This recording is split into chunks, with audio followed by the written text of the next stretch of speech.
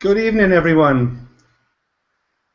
How are you doing there? My name is Adrian Hibbert. We'll just be kicking off in a few minutes. Just waiting for a few more people to come on. So, as you all know, guys, this is a regular webinar hangout every Thursday night, 9 p.m. in the UK, that is, and I think that's 1 p.m. Pacific Standard Time. So we're going to be repeating this hangout every week. I think we've been on now for about 4 or 5 weeks, and they are recorded. And I will be uploading the recording into my Visionary Capricoin YouTube channel. So just a quick introduction on myself. My name is Adrian Hibbert. I'm based in Cardiff in South Wales, that's in the UK. That's about 2 hours drive west of London. For those people who are not in the UK, it takes me a good 2 hours, sometimes 2.5 hours to get to London. That's driving. And so anyway, I'm back and forth London quite a lot with a lot of my network meetings. I'm a property expert by trade. I left school and started to buy properties. I actually own 38 properties, and I acquired those properties between 1994 was my first property. Sadly, my gran died, and I actually bought her property from my mother and my uncle. So that was my first property, and I rented that out in 1994. The second property I bought in 1996 was the property I lived in myself, a 3-bed semi. And took a bit of a break from 96 to 1999, got involved in a few other businesses, including mobile phone technology, unlocking of phones. I even had a taxi business. I was in all kinds of things, basically entrepreneur-style businesses. And but eventually got back into property around 1999, 2000. Ended up quickly acquiring these properties through borrowed money, none of my own money, using credit cards. I took the action. I had about 18 credit cards with around about 10 grand of limit on each card. So, as they say, I never used any of my own money. I took the action, took the risks, and I ended up acquiring 36 properties on top of the first two between 1999 and 2007. So I still got most of those properties now, nearly all of them. I'm about to sell 10 of my properties for the first time. Never thought I was going to do that, but I'm going to be selling properties. They're on the market now because I'm going to be diversifying into the likes of cryptocurrency. I'm also heavily involved in gold. So I'm diversifying from property into cryptocurrency and gold. So that's the reason of obviously getting involved within this cryptocurrency niche. So yeah, it's a good idea to diversify, guys. So that's my plan, and that's the reason I'm here every Thursday. So I went to Spain to live. When the property market crashed in 2007, I went to Spain to live from 2008 to 2010, took a 2-year holiday or break. The first 6 months did absolutely nothing, sitting on my balcony and having a good time, but started to get involved with online internet marketing things, started to, Google, make money online, got involved in a lot of schemes, got involved in a lot of scams, lost money, started to make money eventually. And I haven't made a great deal of money. I've been involved in 2 businesses in the past. I probably about $250,000 I withdrawn in those 2 businesses. Quite recently, as you all know me for, my recent traffic exchange business in the last 12 months withdrawn around $110,000 to PayPal, and now diversifying obviously into cryptocurrency. So that's me, and I came back from Spain in 2010 back to the UK, and I've been back in the UK since 2010. So that's my sort of portfolio. So what I'm going to do now is introduce you to, I got 2 guys on the call tonight. One of the guys you're going to know, his name is Patrick Moore, based out in the US. He's my upline in the Visionary business, my sponsor. And most of you should know him from the last couple of weeks, unless you're new, obviously. And we also have another guy on tonight called Gary Connor, and Gary is a cryptocurrency expert with his own online publication called altcointoday.com. So it doesn't get much better than this, guys. We actually got a cryptocurrency expert on tonight. It's being recorded, so you can give this out to all your team. We'll be bringing Gary in probably in about 20 minutes time after Patrick has done his presentation. So get some questions ready for Gary. So anyway, Patrick, over to you, my friend. 20 minutes, whatever, 30 minutes maximum for a quick presentation, and then we can get straight into a Q&A with Gary himself. Sure, absolutely. Thanks for having me here. I enjoy coming to these webinars, and sharing the visionary story. I appreciate you, Gary, coming on here today and spending some time with us. It's always important to have a different perspective, especially somebody that has really been in the trenches since the kind of beginning of cryptocurrency. He can tell you more of his story, how he got involved with it, why he's involved with Capricoin, what his belief is of Capricoin, and where this is all going, and then why you guys should be involved. But on top of it, more importantly, I just got off the call here. It was on about an hour call with somebody that I just met today. It was a three-way call, actually, with somebody that's in another cryptocurrency company, and they've been involved for a while, but they haven't been active. They haven't pursued it because since day one, they questioned things. And because they have, their intuition is saying, hold off, don't go share this with the world yet. It was a very good call because these are the type of people we want to attract. We want people that want something legitimate, want something legal, something that's going to be here 10 years, 20 years, 100 years from now. And that's why we should be excited about a company, a cryptocurrency that has gone through great lengths to protect us. And I'm sure that's something that Gary can also elaborate on. But I want that to kind of be the emphasis of the call is, yes, we've got this cryptocurrency and the things happening in the world. There's a lot of you that are new here, and we all get into these network marketing businesses to make money. That's usually our primary goal. But we've got a different objective here. We've got multiple objectives here, actually. And I'm going to hit on a few of these key points today. I only have, I don't want to keep this presentation too long. I really want to have Gary come on here and talk. So I'm going to kind of speed through this presentation, touch on, I believe, what are the most important points. I'm going to skip some slides here and there. If you want to see the full presentation and more elaborate explanation, I've done plenty of these, both with Adrian for the corporation themselves. They're all recorded, so that stuff is all available to you. But like I said, the emphasis of this call was to bring Gary on here and have him speak. So welcome to an introduction of Visionary and Capricoin. This is a very exciting time to be part of this company, this opportunity, this entire industry as a whole, because what this presentation is about is technology, and it's disruptive technology. So right now a revolution is happening driven by technology, and it's affecting us all. Today we're going to show you how you can profit from a little-known technology which is poised to disrupt the largest industry on the planet. The currency and the finance market's valued at $16 trillion. It's the largest market on the planet. It's actually hard to estimate how big it is because every single industry uses the global banking system and the exchange system. And when you factor in the actual circulation of money, now you're looking at an $80 trillion market. So it's the largest market in the world. It encompasses every product, institution, organization, business. I am sorry, I have not shared my screen yet. Yep. Hold on a second, guys. I was just about to remind you. I apologize. Okay. So, Patrick, you have my car. Where was it? I lost it. Oh, there we go. That's our future cars. Those are our visionary rides. Oh, you don't have one yet. Okay. No, this is my dream board here. My vision board. That's what we'll call it, vision board. And today, so like I said, what we're talking about here is technology. The slides, I'll kind of go back through it. Nothing you missed here. Mostly text, some cool images. But what we're focusing on is the macroeconomic financial situation that we're facing. The insolvency, the impending collapse of currencies all over the world. I'm not the doom and gloom guy, but I do pay attention to the news. I pay attention to what's happening in the world. I watch the currencies, and when you see things, like I said, I'm going to skip through some slides.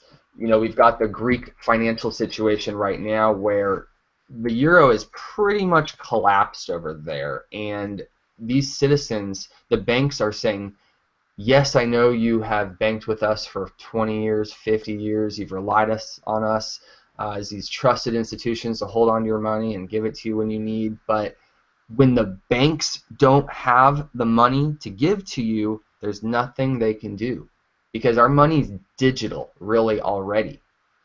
We're already in a cashless society. Most people don't use cash. It's very hard to get cash out of a bank these days because most of that money's not there. It's digital. So what happened? These citizens couldn't withdraw more than 40, I've seen 60 euros. I've seen different articles, 40 to 60 euros a day, and um, they weren't able, feed their family, take care of their basic needs, pay their rent. They woke up one day, everything around them had doubled in price, but their paycheck stayed the same. So what happened? Well, alternative currencies like Bitcoin and other cryptocurrency ATM machines started popping up next to these banks where the citizens weren't able to get their money out. And it's not just happening in Greece. We already saw the collapse of Iceland, Argentina, Zimbabwe. When I was, we went to, for a leadership conference in Spain, and one of our teammates had a $10 trillion bill from Zimbabwe. And, it's a huge piece of paper, and he says they float around everywhere. They're like all over the streets. It's worthless. $10 trillion. No, we're not there yet, but if we keep practicing the same monetary policies that has bankrupted 4,000 different countries throughout history, we're not invincible. Now here, this is how things aren't good. This is what the euro was doing. It was pretty consistent. Yeah, it's going to have its daily ups and downs like all currencies do, but when you see this is scary. Now there's something wrong when you see that. And then here we have the chart of the debt, the unsustainable, record-breaking debt that all these... Yes? Your screen is not showing. All we can see is the Ferrari. Oh. Hold on, guys. I might have shared my wrong monitor here. Yeah, no worries. I bet Gary was happy the whole time. Yeah, I like seeing my car. All right. Is that an F12, is it? Now can you see it? Yeah. All right. I apologize about that. So, that's how the system is right now. We're practicing the same monetary policies, the archaic banking methods that have bankrupted all these countries, and there's this belief that the status quo can remain, the belief that sound fundamentals doesn't seem to matter anymore, but you know what? They always do. It's like gravity. They always have, and they always will. Think of a jet flying through the sky. It's only going to be able to defy gravity until it runs out of fuel. And if it's running on fumes, yeah, it's going to stay in the sky, but how much longer? And that's when you look at the economy and everything that's happening with the Italy bank runs a few weeks ago and the euro collapse, and obviously the things happening in Greece and all these other countries, we're all doing the exact same thing. We have to start thinking proactively.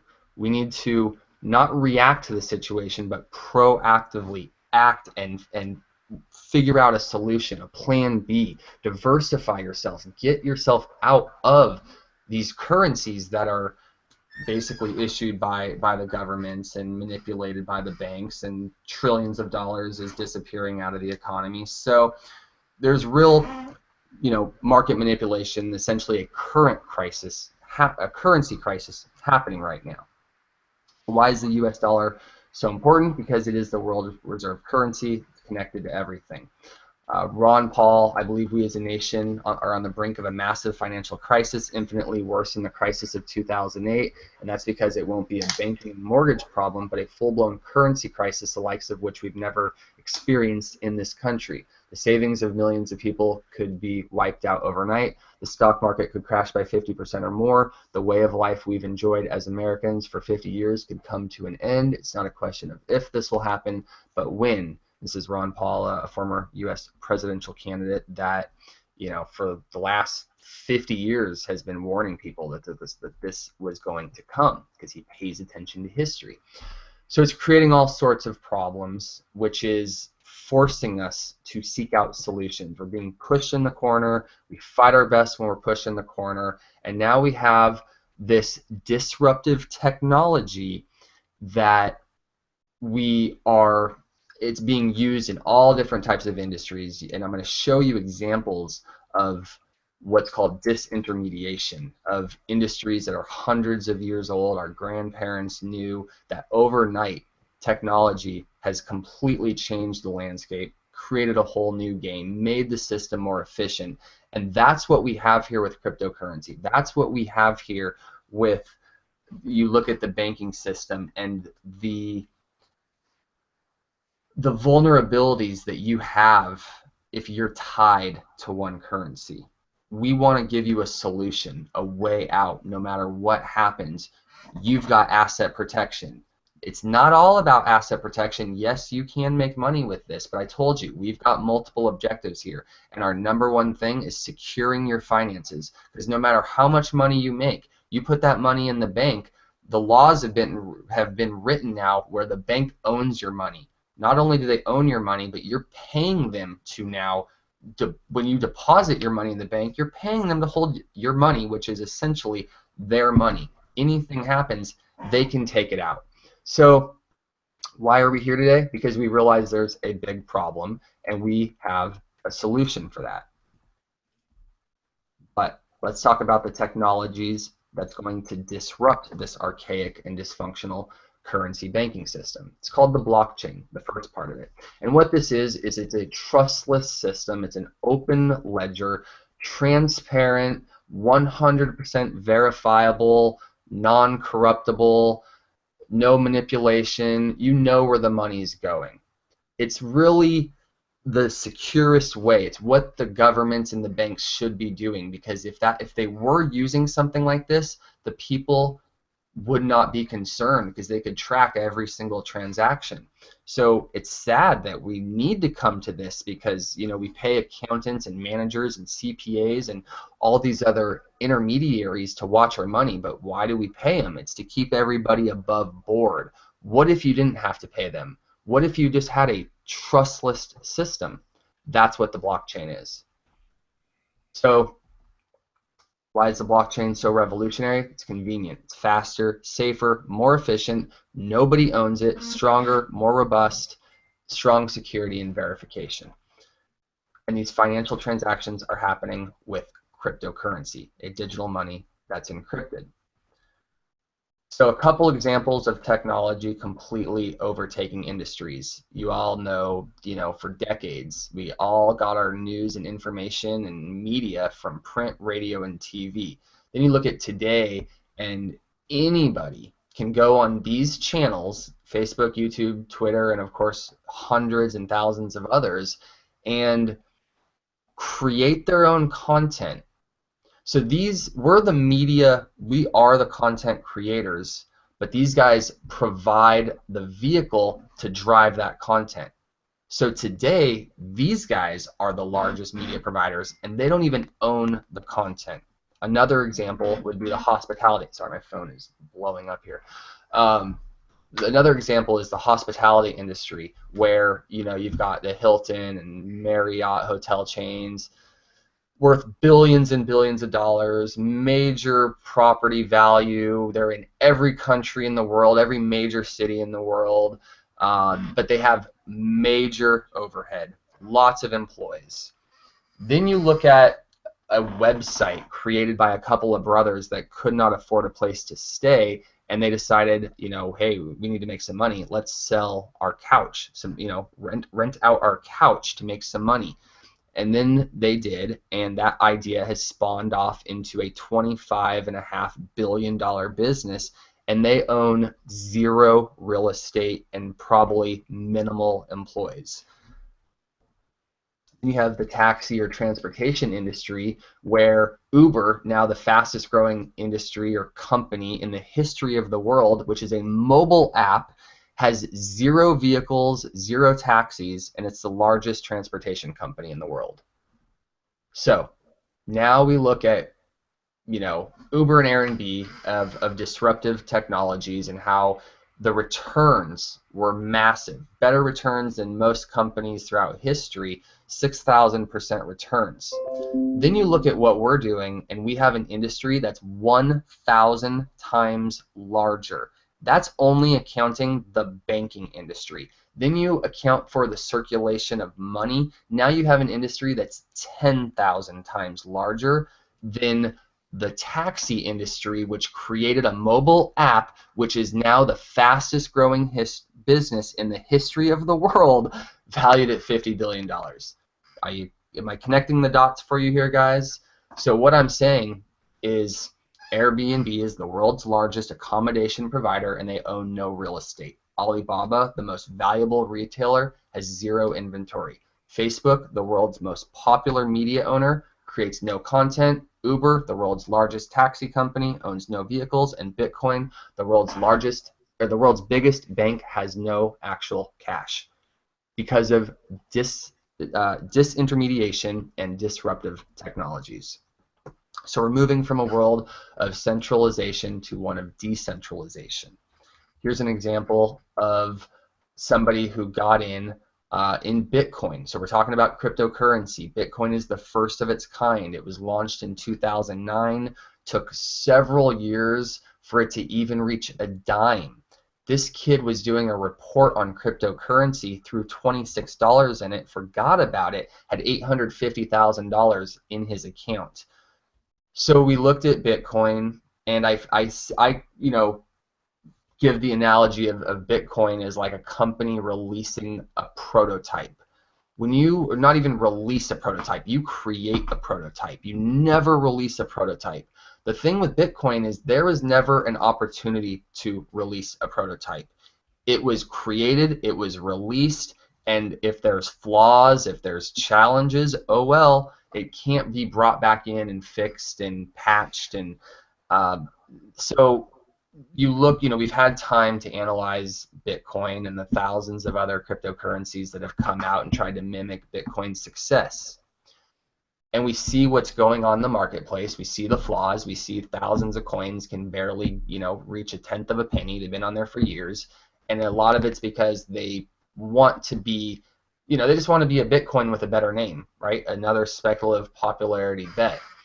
We're doing something different with Capricoin here that's never been done before in the cryptocurrency space. We're bringing cryptocurrency mainstream. Yes, we're allowing you to move your money into cryptocurrency, and it's going to be great asset protection.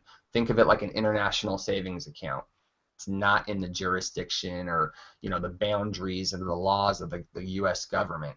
It's your money in another currency. If you bring it back into U.S. dollars, you take a capital gains, yeah, you're paying those taxes, but otherwise, it's in cryptocurrency. So we are on a mission to create 100 millionaires in 2016. That's our goal here with Capricoin, with Visionary.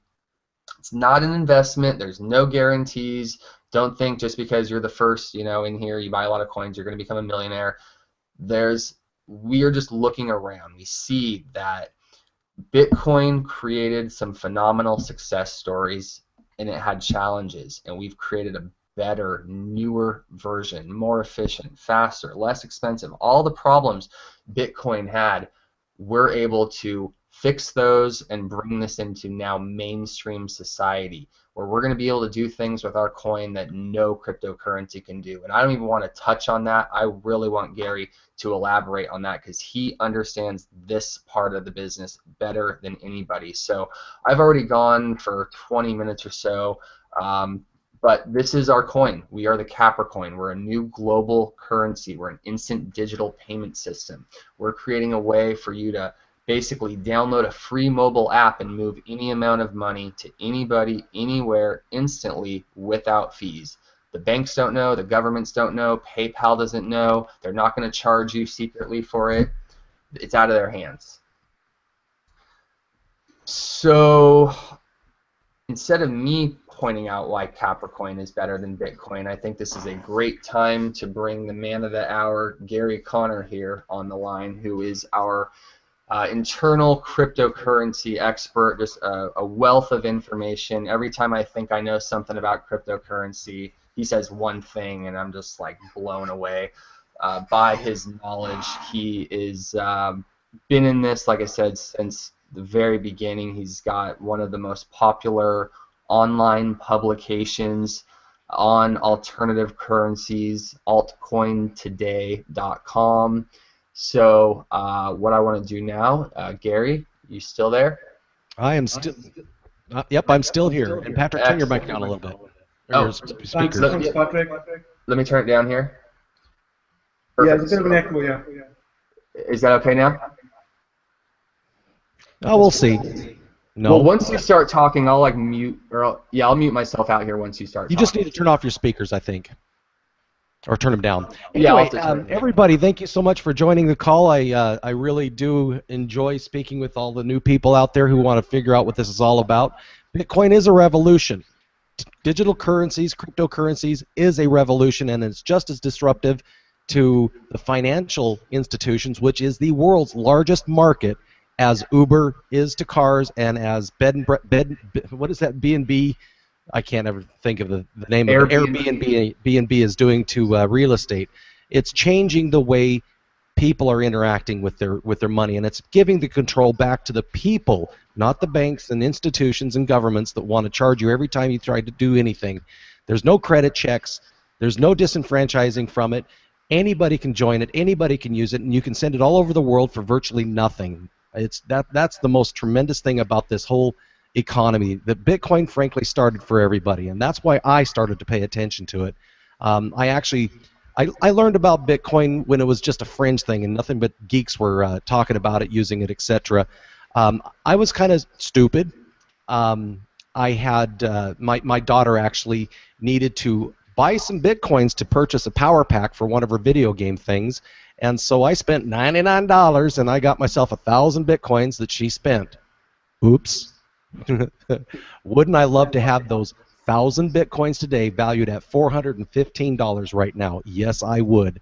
This is where we already have some history to draw from. When I did that, this was completely speculative. It was absolutely unknown. Nobody knew what it would do. Well, we already have Bitcoin to prove that a properly made, properly distributed, and properly used coin can have tremendous value, especially because there is a finite supply. Unlike the governments that every time they run out of money, they just print out a whole bunch of new banknotes, and then all of a sudden everything costs more. That's not how cryptocurrencies work. There's a finite supply. Just like gold in the ground, there's only so much, and when it's out, the prices will skyrocket. And that's kind of what's happening with Bitcoin. That's why the prices are where they're at. There's a finite supply being introduced to the market every single month, and once they're completely mined out, Bitcoin itself could be $100,000, $200,000 per coin. All right, now that's going to take about 140 years, so let's not even talk about that. But this is why I got excited about Bitcoin, and this is why I started to engage in it, and I actually didn't really start going all in until 2013, but I made a decision that this is significant enough to go all in. When I say all in, I sold a very profitable office supply business. I had 35 employees. I was making take home pay about $47,000 to $70,000 a month. I got rid of all of it, and I went all in to start this little publication, altcointoday.com, because I wanted to share the information with the world. I wanted people to understand what I saw, and when we get people like Richard Branson, who's openly talking about how significant this is, when you have billionaires pointing out that this is a pretty cool thing, I'm sorry, people, you need to wake up and pay attention, because this is for real. Now, in my journey of Bitcoin, a number of things started to pop up. Some issues with Bitcoin have already come to light, and people may be hearing about it. Some of them are the block rewards and the block speeds and the transaction times. That is a pretty significant problem for Bitcoin. Now, does that mean that's going to be the death of Bitcoin? No, not at all. What it means is Bitcoin is probably going to maintain its position as basically a gold standard for the entire cryptocurrency movement. And the reason I say that is because all of these alternate currencies, altcoins like Capricoin, are traded against Bitcoin. So Bitcoin's always going to be there. Owning some Capricoins is almost the same thing as owning some Bitcoins, because the exchanges are paired in Bitcoin. Now, I don't want to get too technical, but you are participating in the Bitcoin economy by being part of Capricoin. or any of the other alt currencies that are out there. Now, why would you want to choose Capricoin? Here's why. We have created, literally, in my opinion, the perfect coin. And I say that because let me talk about some of the pitfalls to Bitcoin. It doesn't have the ability to grow exponentially quickly because it relies on, even though we are doing mining packages, that's not how the coin itself works. But Bitcoin relies on miners to confirm transactions.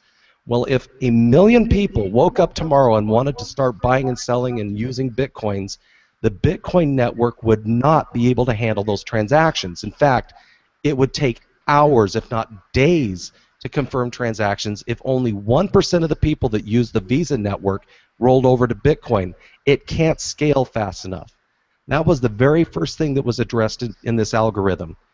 Because of the way Capricoin shares with every single person in the world that has a local wallet the responsibility and task of confirming transactions, if 1 million or 2 million people woke up tomorrow and said, I want to start using Capricoin, it will keep up because 1 and 2 million people's wallets will be open and our network will become 1 and 2 million times stronger than it was the night before. The more people, the stronger, faster this network becomes. And the best part about that, it is completely incapable of being turned off. It only takes one person in the world with one wallet open and the network will be sustained. So you cannot turn it off. It's not going away and it can't be turned off by any bank, any government, any entity. It only takes one person running around with a mobile phone with a Capricoin wallet on it and the network lives on. It's impossible to get rid of. That's very important because as Bitcoin grows, and this again is another problem with Bitcoin that we have addressed, as Bitcoin grows, more miners need to come in and to help participate in the confirmation of transactions. And what I'm talking about, if you buy a cup of coffee, the network needs to confirm that you bought that cup of coffee. That's what miners do for Bitcoin itself. As more people start to do that and as more mining resources are required, you're starting to see these large institutional mining operations that do nothing but mine Bitcoins and keep the network alive. Well, if there's only 6 or 10 huge buildings mining Bitcoins and they're supporting the entire network infrastructure on those 6 or 10 buildings, it's nothing for a government to just turn their power off. You turn those 6 buildings off, guess what? Bitcoin, boom, is gone. It's over. You can't. It can't sustain itself. So that's a centralization problem that Bitcoin is already experiencing. But as I mentioned, the way Capricoins use every single person's local wallet to participate in that confirmation process, the network grows and becomes more and more decentralized. Every single person who joins around the world adds just another element, another layer of growth and security and performance. So that's why I'm really excited about Capricoin. One other problem that Bitcoin has had, now again, look at how crazy, how successful it's been with no marketing. This has been word of mouth only with Bitcoin, and it's not growing I mean, it's growing incredibly fast, but it's not growing really fast because there is no focused marketing. That's another problem that I always felt Bitcoin had. There's nobody willing to pony up a couple $1 million to actually get out and advertise this thing, to actually support it, because there's no benefit to them. This is what Capricoin's doing differently. It has a marketing company through Vizionary to make this come true. It's not a matter of if, it's a matter of when. And actually, I would say when's already happened, because just a few months ago, Capricoins were trading at about a nickel, 5 cents a piece. They're currently today holding a solid 75 cents a piece. So there's already a lot of people who were part of Vizionary who did mine Capricoins through the platform that have already received what 75,000% return on their original purchases. Now, we don't ever want to say investment because it isn't one. You're participating in the opportunity and you're becoming part of a global movement. Is 75 cents the highest Capricoin will go? In my opinion, humble opinion, it's not even close to what it's going to do. It's not even close to where it can go. We're going to see with merchant adoption, which is what part of Vizionary's task is, to bring a merchant platform Once we get merchants starting to accept Capricoins, the demand for it is going to grow exponentially. And again, we're already receiving exponential growth just through this word-of-mouth marketing, multi-level marketing campaign that's going on.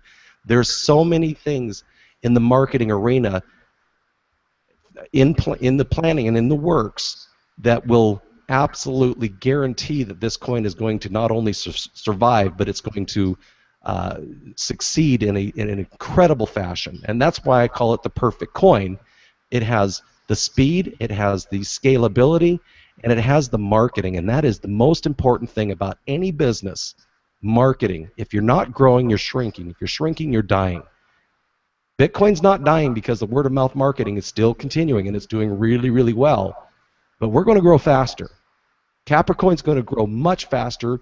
I mean, if you look at Bitcoin being around for almost 7 years now, what they've overcome is amazing. But you give us 7 years with a marketing team, you'll be amazed what we can do. And that's why I'm really excited about Capricoin. Now, with that, I'm going to turn the mic over to somebody, because I like to answer questions. Okay, thanks. Yeah, real thanks for that, Gary. I've got a lot of questions for you, and if you can start putting some questions in the chat, please, that'd be great. But just a quick, one of the questions for you, Gary, is how long have you been expertising as an expert within cryptocurrency? When did you all start? When did you start? I would say that, excuse me, I would say that I became aware of it in the middle of about 2010. I kind of ignored it through 2011 and 12, and I went all in middle of 2013. Okay, that's great. And when did you... frankly, I'll tell you, 2015 was a terrible year for Bitcoin and cryptocurrencies. Frankly, if I could take the entire body of 2015 and just forget I ever was in it, I'd be happy to do that, because not much happened. 2016 is turning everything around. Okay, that's great. And you got your own online publication called altcointoday.com. When did you set that up? How many sort of viewers has that got? How much traffic has that site got? We receive a little over 1 million hits a month. Right. And I can't remember exactly, and this is my biggest problem. I keep forgetting dates and times because it's all a wash. Ever since I've been doing cryptocurrency, it's been 7 days a week, 24 hours a day, it seems. And so I feel like I've been doing this for about 10 years, but it's only been about 2.5 years. Okay, thanks. And if you could just explain to the new people who are sort of completely new to this, sort of what is cryptocurrency, what is sort of Bitcoin, and what is mining in an easy format to explain to people. Well, first and foremost, I'd like to elaborate a little bit more on altcoin today. What the purpose of that was. When I first got into cryptocurrency, speaking to the developers and Bitcoin enthusiasts and other altcoin manufacturers, developers, etc., was a bit like speaking to aliens. Nobody understood what they were saying. They talked their own language, you know, gigahashes and GitHubs and all these words that nobody ever heard of or uses. I wanted to create a site that I could easily break down what cryptocurrencies were, how to get into it, how to use it, and get people up to speed. Well, guess what? I missed the mark terribly. There's too much going on in this industry. That site didn't achieve what I wanted it to achieve, which is why I'm very excited about Vizionary and Capricoin, because it is providing the information that I've always wanted to share. It is teaching people, and that's the platform that I really wanted to elaborate on here. This platform is teaching people about cryptocurrencies. Now, I'm not sure how far into the technical details as to mining we want to get. Do we want to confuse people, or are people ready for the... Good point. Good point. I just wondered, is there an easy way of explaining to somebody completely new? I get lots of people asking, what is Bitcoin, and what is cryptocurrency, and what is mining? They just keep, those three questions keep being asked. So I just thought it might be an easy answer. Well, I'll try to put it into a little capsule.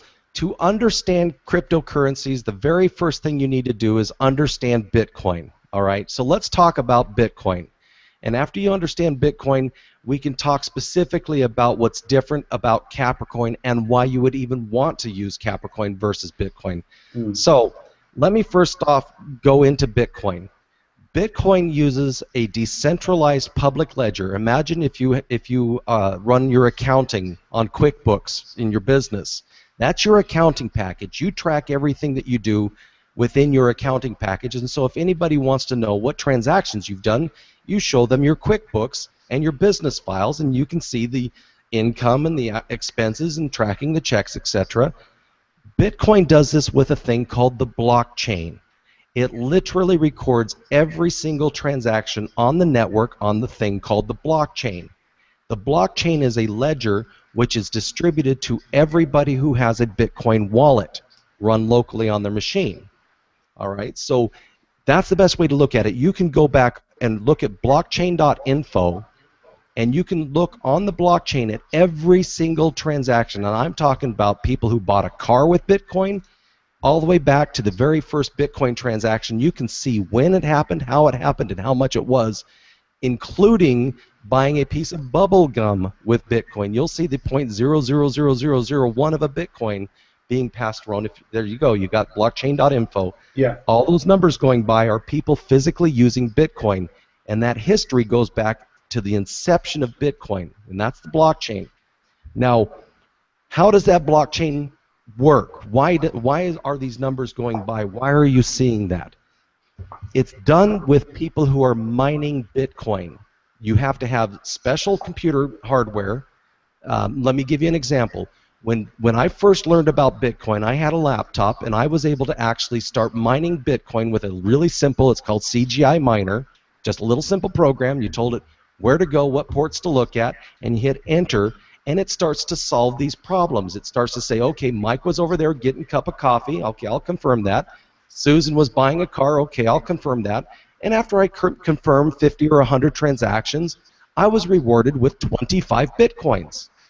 All right, so that laptop was able to get about 1 to 2 Bitcoins a week mining Bitcoins. And again, that's just a laptop. And by the way, every time one of those problems is solved, the problem gets harder, and let me explain that. To get a free Bitcoin, when it was started, it was as simple as, what is 1 plus 1? 1 plus 1 equals 2. If your computer could answer 1 plus 1 equals 2, you got a Bitcoin for it. Now, that same laptop that was able to successfully mine Bitcoins, if I was to try to solve the current problem, it would take that laptop 172 years to answer that problem.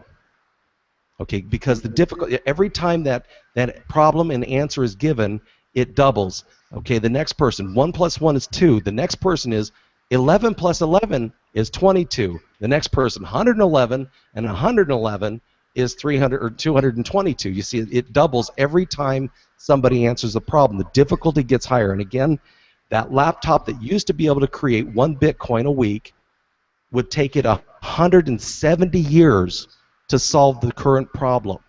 So people have had to increase the power of their machines, and these are the mining farms and the mining operations. They have to exponentially increase the hash power. That's why it's called hash power. How many problems can these computers solve in a minute? That's your hashes. They have millions of dollars worth of computers pointed at one math problem to solve a current block. In addition to solving those math problems, they confirm transactions. That's an additional task. So while your computer's sitting there trying to add 1 plus 1 equals 2, it's also saying Susan bought a car, Mike bought coffee, John bought landscaping tools. And those confirmations are what you're seeing going by on the screen there on the left, are those confirmations. But without those miners solving math problems, those confirmations can't happen. And that's the flaw with Bitcoin, because if people stop mining Bitcoin, they stop confirming transactions. Capricoin works exactly the same way on that blockchain ledger, which is where you get the security from, but instead of using those miners solving math problems to confirm those transactions you see go by, It uses just a little teeny tiny amount of your personal computer's resources in conjunction with 1,000 other people's little teeny tiny resources to solve that problem and confirm a transaction. Can you go to chains.cryptoid.com, .info? Yeah.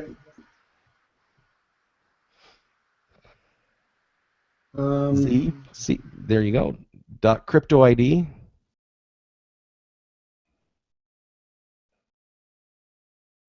How do you spell? It's chains.cryptoid. Yeah, chains with a Z. There it is. .cryptoid below. Yeah. That one, yep. Second one down. Or first one, I mean, yeah. No, or I can share my screen. I can probably do it on here. No, just Can you see my screen? There you go. Now, can you click on Capricoin? Mm-hmm. Under maintenance. Oh, terrible. Okay, of course. Anyway, where I was trying to get them to go, he was just showing the blockchain for Bitcoin is what we were just looking at with the little transactions that were going by. Where I was trying to get them to go is to Capricoin's blockchain, and it looks very similar to what you were seeing on the other page. The transactions are going by, the confirmations are happening. It's exactly the same as Bitcoin. But the most significant improvement over Bitcoin is the fact that we do not rely on miners to confirm transactions. We've separated that out. So why do we separate that out? Well, we are mining Capricoins to create them, which is how you create value. You need to have that. That's what Bitcoin got right. Miners spend money to create Bitcoins, which give them their inherent value. We mine Capricoins exactly the same way to create and establish value. However, when you receive coins in your local wallet, they don't work with the miner. They work on their own network, and they work standalone with each other for confirmations. Because again, if the mining ever turns off, Bitcoin is over. If mining doesn't make any sense with Capricoin in, say, 10 or 15 or 20 years, we can turn the mining off, and it will still continue because all of the local wallets people have on their machines are confirming the transactions, not the miners. And that is such a significant difference. It's a huge difference. Okay, yeah, I got that. Sorry, I got that site up now. chainz.cryptoid.info. Is that right? Yes. Can you click on the Capricoin link again? Yeah, maybe it will work for you, but it said under. Yeah, in the maintenance. Yeah, they're doing some maintenance. It's almost 99.9% of the time up. Of course, it's not going to be here when we. Yeah, that's the first time I've ever seen it down, actually. No, I actually did not know that, Gary, about, I've had people question me like, well, what if the government just wants to come crash you down? I'm like, well, I guess, I don't really know the answer to that. They're the almighty government of the world, but you're saying one wallet open keeps our entire network open. It's actually two wallets. I lied. You have to have two. Okay. They have to be talking with each other, otherwise there's no records on the blockchain. Just one question there, guys. Is there, it may be a silly question, but is there only one blockchain.info? Is that it? There's no other blockchains? There's only one? That's the only one where we have a public ledger for, but there is an internal on the GitHub source and all that other stuff. We do have a geek version of it, but that one's just for the public. That's for everybody to see. It's open to the public ledger. So every cryptocurrency has to be on that blockchain to be a real cryptocurrency. Is that right? Well, yes, to be recognized as a true cryptocurrency, there's a few factors. Number one, it has to be an actual blockchain. Now, there's other platforms, and I can't name any OneCoin that would possibly do this. They're only using a database, which just means it's a simple accounting package, just like PayPal or Visa might use. It's just accounting package. This blockchain is significant. And if they don't have the ability to show that blockchain, like we're trying to show right now, even though we can't show it, it's there. Just like you were seeing with Bitcoin, that blockchain shows every transaction, every single one. If that is the very first thing, if you don't have a blockchain, there's probably not an actual cryptocurrency as is recognized by current U.S. and other international regulations. That's step number one. Number two, it needs to be openly and publicly traded on open and public exchanges, so anybody can get in anytime they want or out anytime they want. If you can't do that, then the odds are it's a Ponzi. If you're ever limited to what you can sell at any given time, that's probably a Ponzi. You probably don't want to purchase anything or be involved in anything like that that has any limitations. So the second most significant thing is Capricoin is right now available on several open and public exchanges. You can buy them anytime you want, and you can sell as many as you want or have anytime you want. There's no limitations. And on my screen now, I've got up, you're talking of coinmarket.com, that's on my screen now. And the likes of World Coin Index, is that what you're talking of? No, actually, it's Bittrex. I see that you have Bittrex. Bittrex, yeah, I got Bittrex. Sorry, Bittrex, there you go, yeah. That's where Capricoins can be bought and sold at any given time. And that's where people buy and sell Capricoins, right there. Yeah. So just for the people new to this, what's the difference between Bittrex, coinmarket.com, and worldcoinindex.com? Okay. WorldCoin and CoinMarketCap.com are the same thing. They're basically just showing the activity on exchanges. Bittrex is an exchange. Now that information that you see listed there is being drawn from Bittrex. Right.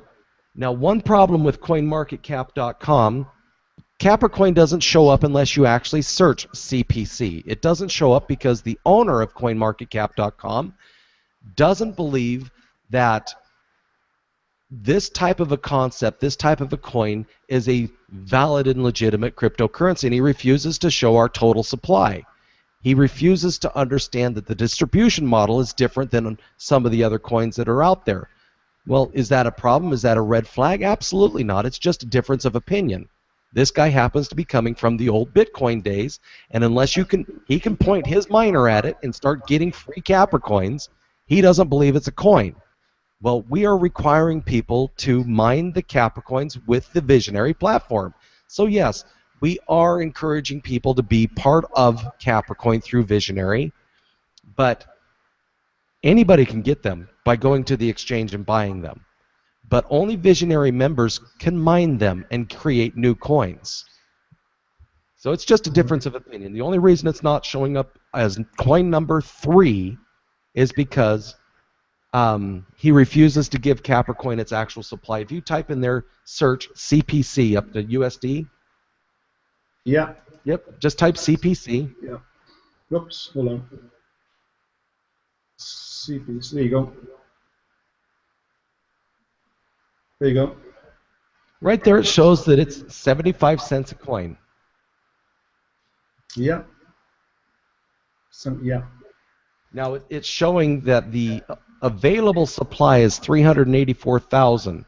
No, it's actually more like 20 million coins are already available. The total supply will be 200,380,000, or more than that.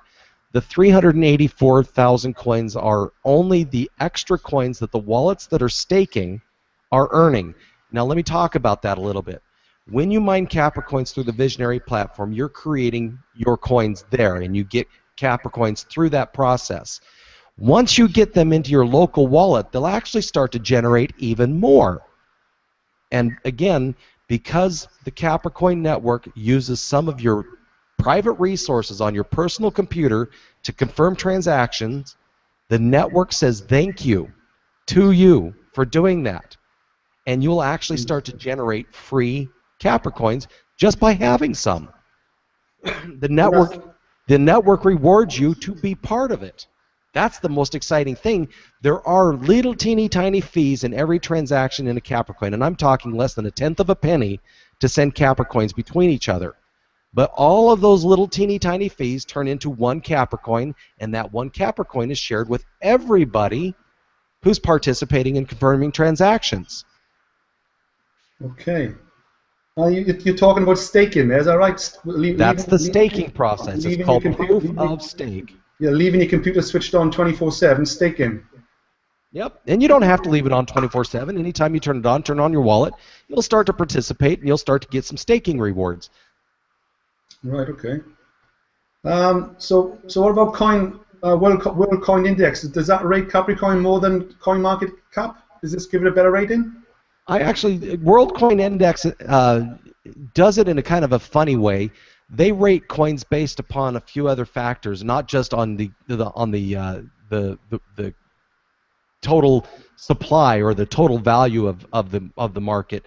They're doing it based on how many times it's mentioned on social media, how many times it's mentioned in Reddit and other things. It uses a lot of factors that are kind of funny to relate or to rate coins. In fact, this Augur coin, never even heard of it.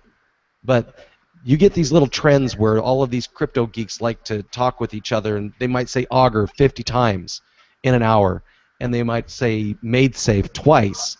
Well, Augur's going to show up higher than MadeSafe, even though MadeSafe's a $20 million project.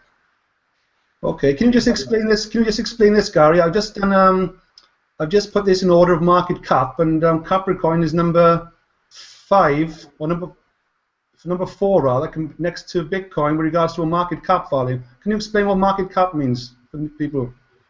Market capitalization is the entire value for the entire supply that's available. And basically, if you take Bitcoin right now, let's look at the Bitcoin itself. There's currently 14.89 million coins in circulation. Yeah. And that gives it a market cap of $6,190 some odd million dollars. Yeah.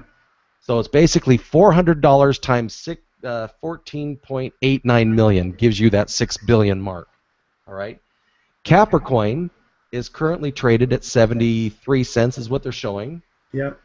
Times 200 million, 0.38 gives you a market cap of $146 million. Right. That's how much the entire supply that's in circulation is worth. So is that good? Is that good then? Capricoin is sort of right up there with 146.5 million market cap. Well, a little bit more about me. I work directly with almost any significant cryptocurrency you can think of. And yes, anytime you get above $1 million in market cap, your coin becomes relatively significant. Now, if you look at the top 12 or the top 20, those are very significant coins, and Capricoin is number 4. Yeah, that's good. Yeah. And if CoinMarketCap.com would stop playing games and show the actual distribution and supply that's currently circulating on CoinMarketCap, which is the oldest, most recognized market cap ledger, Capricoin would be solidly number 3 or 4 or 5. So you're saying any of these cryptocurrencies over $1 million market cap has basically arrived then? It's on the scene. It's arrived. Yep, I'm looking through that list that you're showing right now, and I would say stop at Earthcoin down. Well, Quark is a real coin. Yeah, pretty much any of those down to Aurora coin that you're showing there, they're real projects. They're real coins. Now, why aren't we talking about those? Let me share a little bit about how I feel about all of this.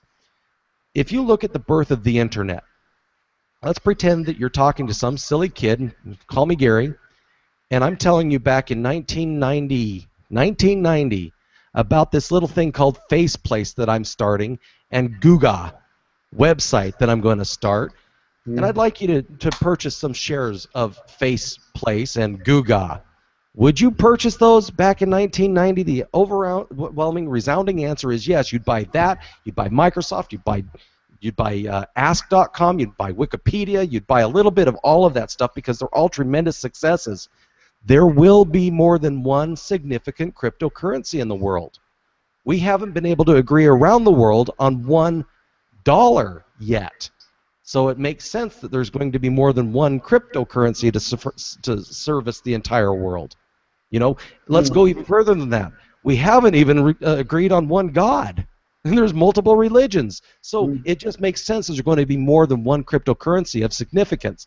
But what I'm saying is the likelihood of more than just one of these things being tremendously successful is there because the internet disrupted email and the way we communicate. It disrupted network television and the way we view. One of my key questions is, what does it take to get on this exchange? What is the criteria for, and how long does it take to get a coin onto the exchange? Because there's some companies out there saying they don't want to be on the exchange, and for whatever reason, what's the advantage or disadvantage of being on this exchange? Okay, well, right now you're not on the exchange. You're actually on a market cap. Sorry, on Bittrex and Bittrex, yes. Yeah. Number one, first and foremost, you need to have a solid coin. You need to have something that doesn't have any holes or backdoors or viruses in it. Okay, so there's a very rigorous vetting process that the exchanges use to make sure that it's a true coin and it doesn't have any holes or leaks. There's things called hidden blocks. Some scam developers who've created things, different coins, made it to where at block number 5002, all of a sudden it would generate 200,000 coins and send it to their address. Those are hidden blocks. And so instead of there being only 1,000 coins in that particular coin supply, all of a sudden there's 6,000 coins because 5,000 were all of a sudden at block 5,000 generated and sent to the ripoff artist. So that was the very first thing. You need to have the ability to go through very stringent reviews of the coin code itself. The next thing is the company and the owners and the people behind it need to be verified. And then, of course, you need to be popular. There needs to be some reason for it to be on the exchange, otherwise they won't do it. If you don't have enough volume, they'll delist you. Well, Capricoin is one of Bittrex's better performing coins and has maintained that since we listed. And how long has Bittrex been around? When did Bittrex launch? Oh, I want to say July of 2014. So the first currency to appear on Bittrex then was what then? Bitcoin, was it? Or? Bitcoin. Yeah, Bitcoin. I think they had Dogecoin and some Litecoin. They had a smattering of different coins. Right. How long did it take for Capricoin, since it launched, to get on this exchange? I don't know if I should share this, but I'm very good friends with Currency to get on their exchange. And is there any advantage of not being on an exchange, on an internal exchange somewhere else, like other cryptocurrencies out there which got their own exchange? Well, one might argue that particular exchange is not available to the open and public market, which literally goes back to what I was saying about a Ponzi. Yeah. If the whole world can't get to it and the whole world can't buy and sell into and out of it at any rate that they want, does that not throw up a red flag that there could be something going on here? It does to me. And I have intentionally, like I said, I'm crypto neutral. By the way, I love all cryptocurrencies, and you're not going to hear me bashing on any coin project. Ethereum, I own a bunch of Ethereum. I have a bunch of Dogecoin. I have a lot of Litecoin. I've got a whole bunch of Fuel Coin. I have got a lot of Capricoins. I'm not going to bag on any project that is significant in doing something. But when you have a project and there's a very specific camp that's very popular, I saw too many red flags for me not to want to be involved in it. Number one, you can't get in and out of it on an open public exchange. They are limiting how many coins you can pull in and out at any given time, and the only people who can access it are direct members. And that doesn't work for me. That's why I chose not to a year and a half ago, and had I done it a year and a half ago, I'd have several million more dollars than I do now. But I don't think it's worth my time. So there's no advantage of keeping something on an internal exchange to build up the price until it's ready to come onto an external exchange. There's no advantage of that.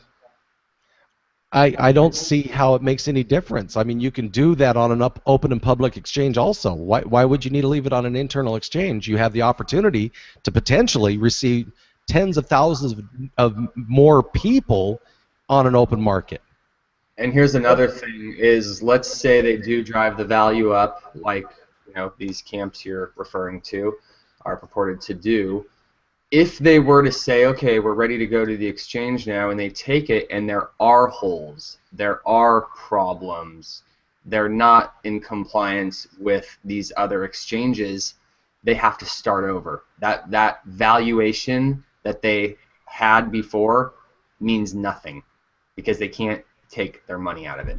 Well, even more than that, Patrick, I would almost go so far as to say that it is highly unlikely that whatever this internal platform is that has their internal exchange, it's highly unlikely that they actually have a working blockchain coin. And marrying the information on the internal platform to the blockchain is virtually impossible. Yeah, they have their own internal blockchain, if that makes sense. Well, they don't have a blockchain. They have a database. It's called SQL. It's called a database. They don't have a blockchain. If they did, they'd be able to easily point to it and publicly throw it out there that people could review it. They don't have one. They have a database, like Visa has a database of the money that you put into the bank. But There's a difference. but 1.5 million members, that's a lot of members, isn't it? It is. It's, you know, and we don't want to be negative or anything like that. It's just there's a reason I didn't participate in that in a project like that, keeping it open. I don't believe that it won't suffer an implosion. And we have had another example of an imploding project that was laid out exactly in similar ways. It's called UFund and UToken. Yeah. And all of those people went to jail because they were doing a Ponzi scheme and they were dealing in unregulated securities. Yeah, that was shut down last February or March, wasn't it? Shut down. That's right. Yeah. And this is the biggest difference with Capricoin. Capricoin is a coin, just like all of these other ones. You can't attack Capricoin. If they say Visionary cannot market this way anymore, well, that's a different issue altogether. The coin continues. The project continues. What if? But, yeah, that's fine. What if Visionary, or is it Capricoin? What if they had 1.5 million members today? What consequences what would the outcome of that? Well, let me just share that again. Capricoin was trading around 10 cents, and just in the last couple of months, Visionary reached about double, I think 2.5 times more people just in the last couple of months than they did in the prior 3 or 4 months. The price shot from 10 cents to over $3, which was ridiculous. It should have never gotten there, and I told people point blank, that's unrealistic.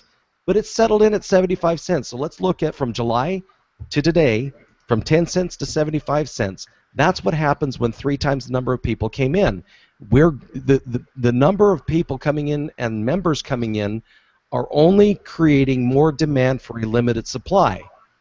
And the prices are going to continue to go up because more people are going to want them. Right. So can you see what's the membership now of Visionary or Capricorn users?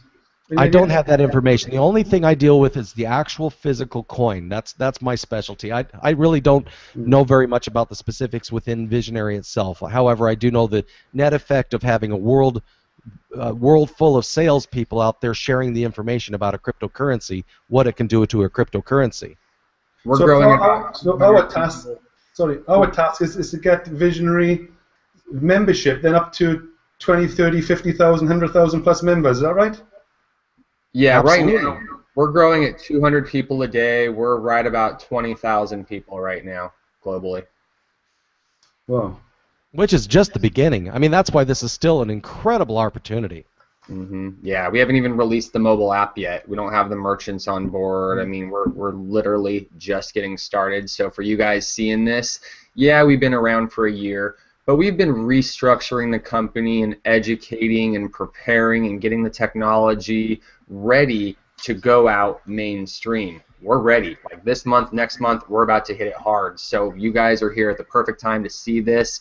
And I know, you know, for maybe this is your first time here, everything that was Gary was covering might have gone over your head a little bit, and that's understandable. The first several times, many times after having calls with Gary and understanding this business, this is kind of my first exposure to cryptocurrency, and I'm learning from Gary and everybody at corporate. So this is a learning process for all of us, but trust me, you are with the right people if you want to become an expert at this, capitalize on this booming industry that's truly bursting out of its seams right now. 2016, 2017 is the year of cryptocurrency, just like, you know, early 2000s was the year of the internet. And we all love to hear the phrase, Gary's quote, and I'll let him say it about, how big is this really going to be? Okay. Well, how big is this going to be? That is such a big question. I can say that Uber and Airbnb are worth billions of dollars, and they're only working on a small market in comparison to the world's dollars trading hands. We are disrupting the biggest pie ever in the history of humanity. It's called the financial system. You think the internet was big, you think television was big, you think email was big, you think Uber's big. We're changing the way people bank.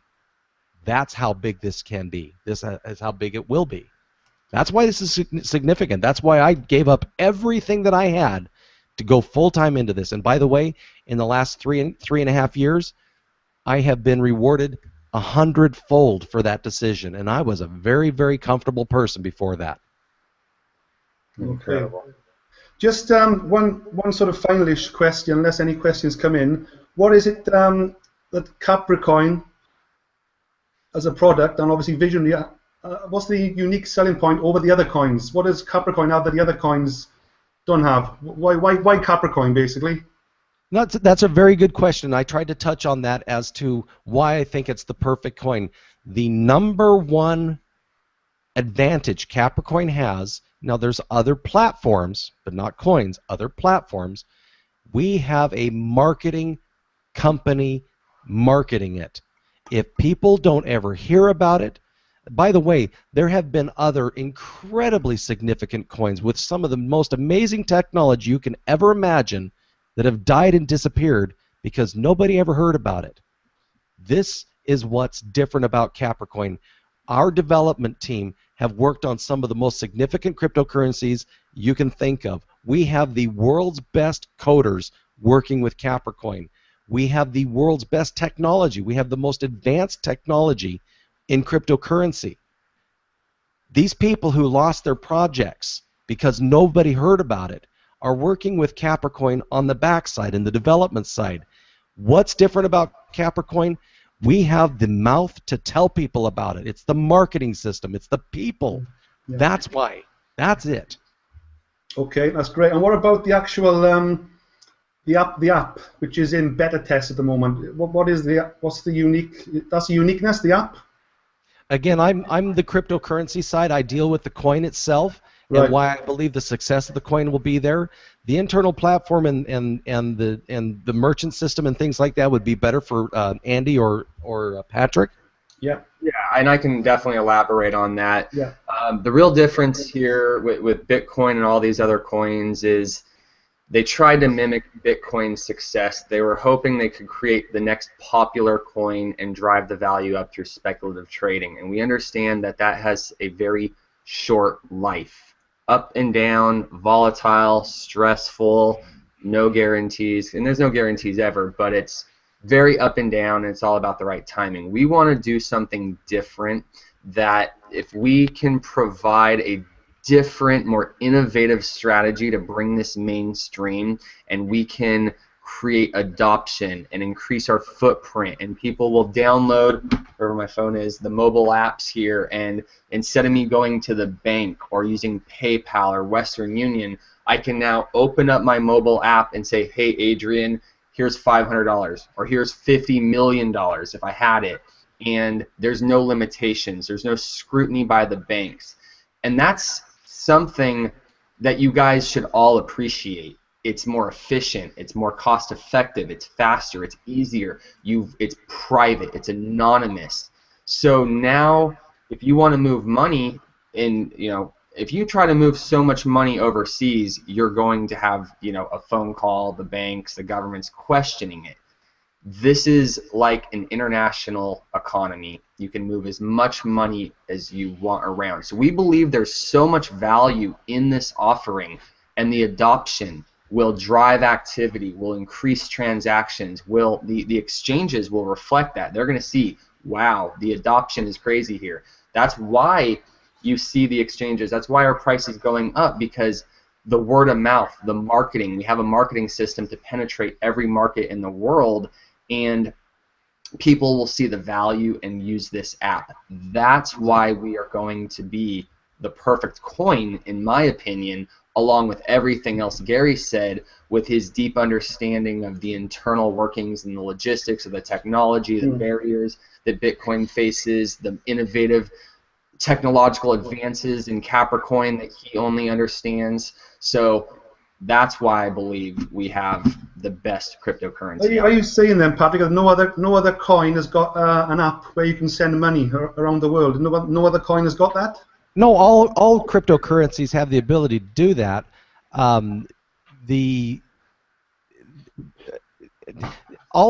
Those features are available in cryptocurrencies like Bitcoin, and it's not uncommon for me to send $3,000 or $4,000 from the U.S. to London and not have to pay any fees. It's tremendous. I love that.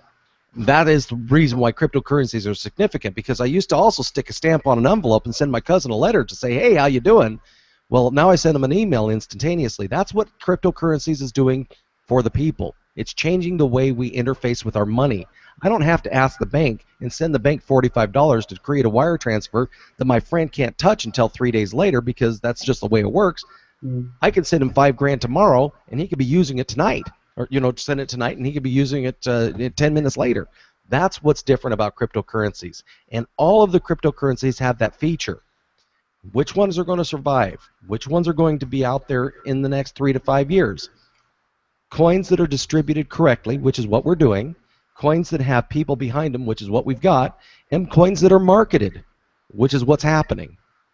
And literally, we're just at the beginning of all of this. This is like ground level. This is day one of Google stock share. That's all I can say. Wow. Okay. And what about just quickly on the actual? I've stopped sharing my screen now, but the Bittrex is showing the price. It hit $3 plus. It seems to be on a bit of without sounding negative, on a bit of a decline. So, how much lower can it go? Because I'm always buying these coins anyway, Capricoins. Can it go any lower than 70 cents, or is that a silly question before it starts going up again? This is an open public exchange. There is no way for anybody on the planet to say XYZ person out there won't sell all of his coins all at once and devastate the price for a minute. But we have hundreds of people who are paying attention to cheap prices on coins. And by the way, I'm buying coins at this price. I believe that they're going to be over $1 again. It all comes down to belief. If people are paying $3 and $4 a coin to mine the thing, which may seem silly to do that, but that's kind of what's happening. There's more to it than that. But eventually people will get the clue and say, well, wait a minute, first I want to go get those first. And it's not going to be long before it balances out. It's just the way that it works. And also, if you look at the history of almost all of the altcoins on CoinMarketCap, including Bitcoin, they have this tremendous spike and surge as kind of an announcement. And then they all settle down into their actual price. And then there's always a slight increase from there forward. They have to find their floor before they continue up. I personally believe that Capricoin is pretty darn close to its floor. And so I believe it's now time for it to start turning around and going up again. But you can take a look at the overall chart of Bitcoin. I wish I could share my screen. Can I share my screen? Yeah, you can. Just move your mouse to the left, and you'll see some icons pop up, and the second one down has a box with a white arrow. Let me show you something real quick. Yep. Click. So once you click that, and then you'll click something else will pop up, and you just click start screen share, I think. There you go. Oh, you got it. Okay. Yep. All right. I want to show you something kind of interesting. All right, I'm going to click on this chart on CoinMarketCap, and I'm looking at Bitcoin. All right, I'm going to look at all. Yeah. Right in here somewhere is where I got into it, sitting right around $100, and then went up, and I was a really happy man, and right here at about $200, $205, and then it shot all the way up to over $1,000. It's only showing 962 right here, and then it went down. And then 2015 happened. This is why I said I'd rather just not have done crypto in 2015, because look at that. January 1st to January 1st, it did jack diddly. It was nothing. But what I want to point out is this incredible spike right here. And then it kind of went down and it found its floor and it stayed there. Now it's starting to go back up. Let me show you a different coin. What's a good one?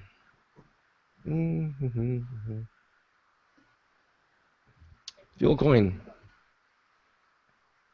So 1 cent. Yep. Okay. Here again, it's worth absolutely nothing. It does this incredible spike, and it traveled down just like Bitcoin, a little bit of spike in a valley, but they're kind of sat at nothing, and it's starting to go up. But the point I'm trying to make is starts at nothing, hits a spike as an announcement almost, and then kind of travels down and continues on forward. Let's look at Capricoin.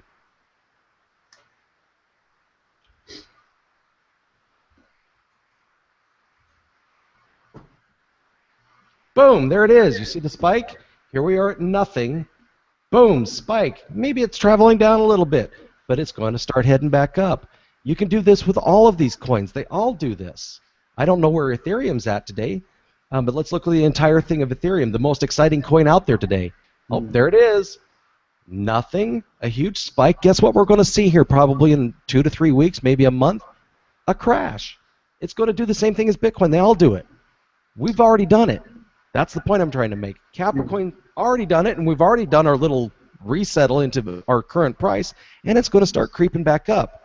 Now, of course, could there be significant changes because a heavy holder decides they don't want to have it anymore? Of course. That would drive the price down a little bit. But I personally believe that we've felt that spike that I just showed you now in 3 different coin markets, and we're going to probably settle in and start going forward.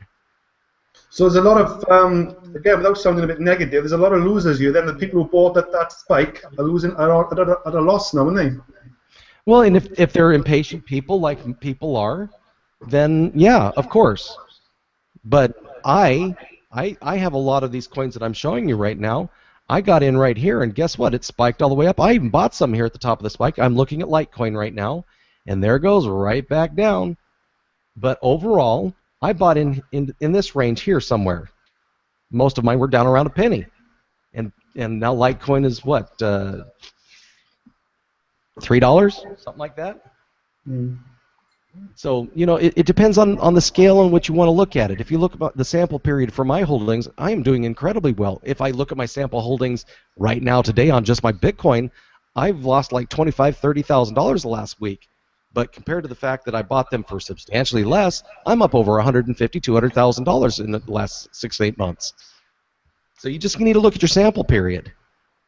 I'm a long-term holder. I'm here for the long haul. I guarantee you that if you want to have this conversation in 3 years, I'll probably be doing it from a yacht. Not going to be sitting in my home office anymore. I'll be doing it from a yacht and say, yeah, I did pretty good. I've already done really good. And I've only been doing this since 2013, and frankly, nobody knew what the industry was all about since then. I mean, literally, 2013 to 14 was just the feel-out stage of it. 2015 was a bloodbath. This is literally, in my opinion, 2015. We should have just written the whole thing off. A lot of technology was created, a lot of development was done, but there wasn't very much with regards to financially rewarding anybody for doing this. But since January 1st of 2016, everybody who's been participating since July of 2014 is very happy in all of these projects. And it's just going up. Let me add one more thing before we get rid of this phone call.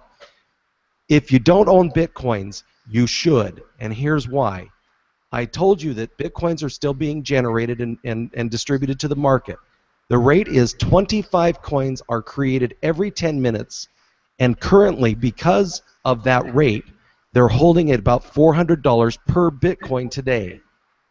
Bitcoin is going to go through what's called a block reward halving, which means that the miners, instead of getting 25 coins every 10 minutes, they're going to get 12.5 coins every 10 minutes around July 19th through July 21st. Somewhere in there, that block reward will cut in half. So in theory, if the market is currently soaking up 25 Bitcoins every 10 minutes at $400 a piece, what happens if there's only 12.5 Bitcoins every 10 minutes? Yeah. It's going to probably double in price. I mean, that's just a stupid person throwing that out there. Let me share with you the first time this block reward cut in half. Bitcoin didn't go twice its price. It went 15 times its price, and it settled at 5 times its price. So let's apply this logic to what's coming. Bitcoin is probably going to be over $2,500. It might even go 15, 20 times its price. It could be over $5,000. I'm not saying that for real, but it could, in theory, go to $5,000 to $10,000 before it even comes back and settles in at about $2,000 or $3,000 a coin between now and August. Well, I've got around 175 Bitcoin at the moment. 175. Yep. Yep. I've got my little. I've got a little. I don't even know how many I have because I keep spending them. Stupid. But Do you I've got a little. do you think the other coins will follow the Bitcoin if the Bitcoin price does shoot up in the end of July? But do you think the other coins may follow it to a certain degree or not? Well, they automatically do follow it, and the reason they follow it is because all of the other coins are paired against it.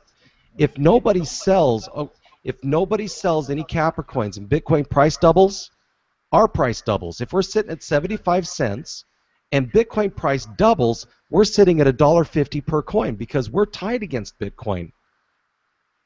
Right.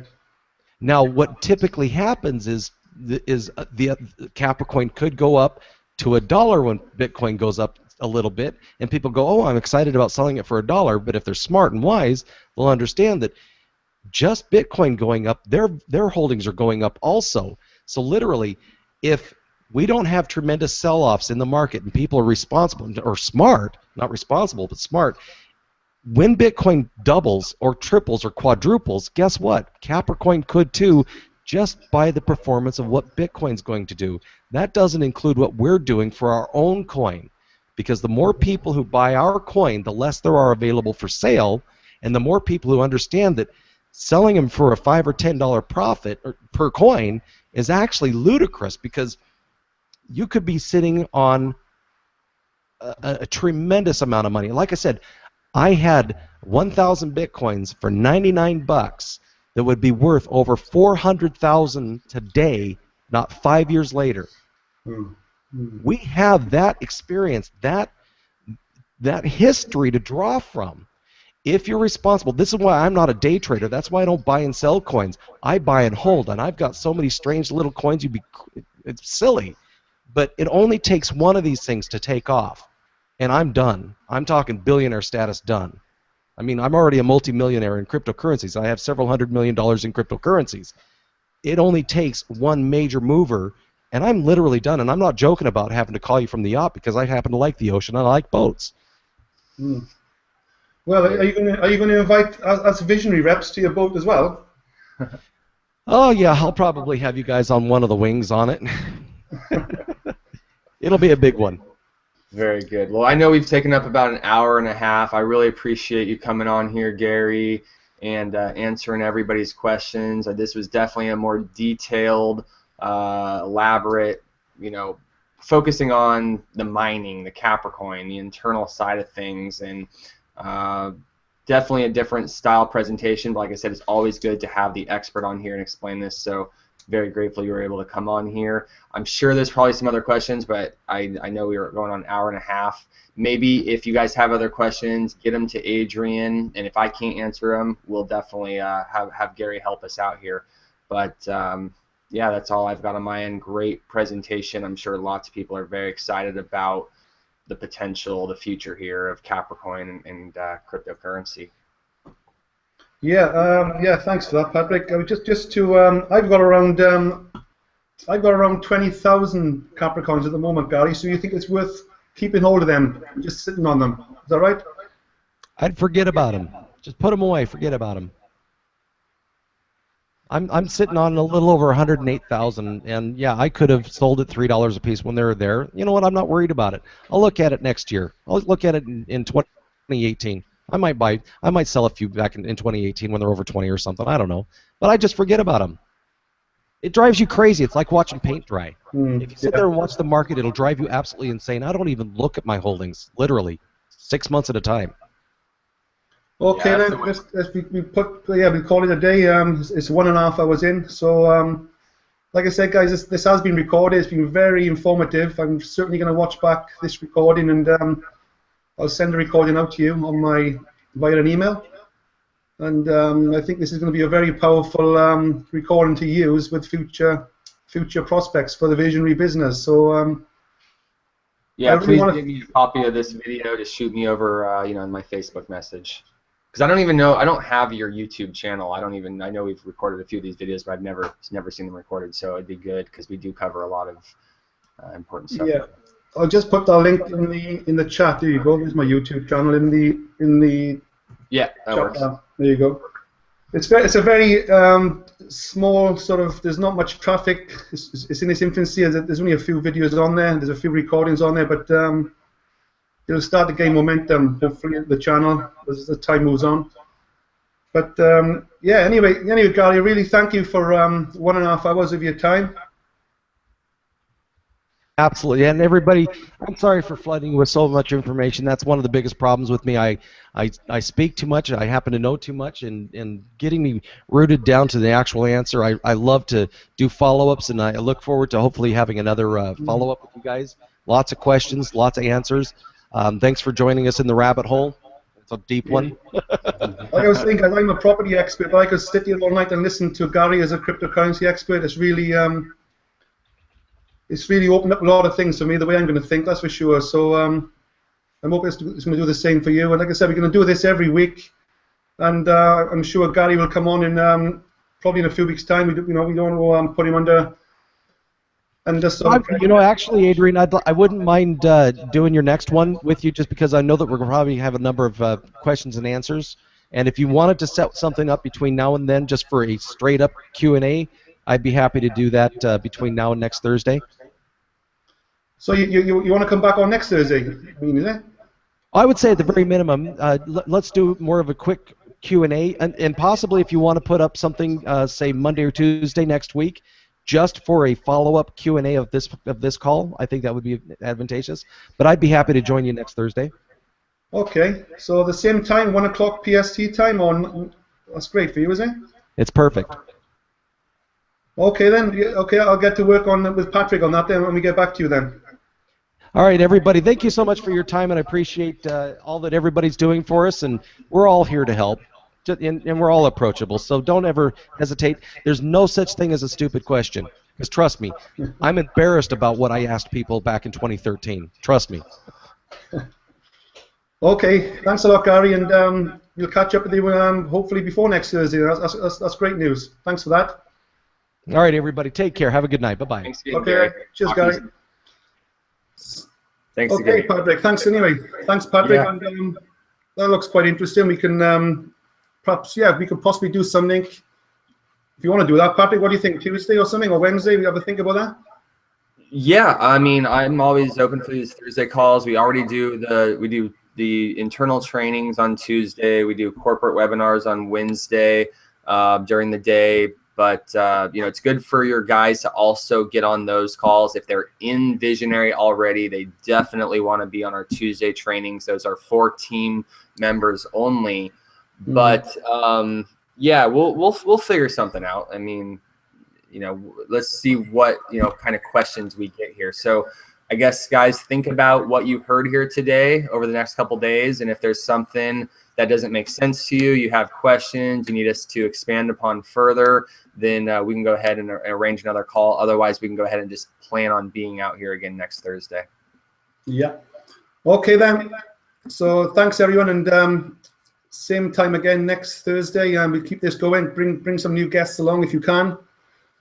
And just keep your head within the visionary business. Keep trying to understand it. I'm purchasing Capricoin.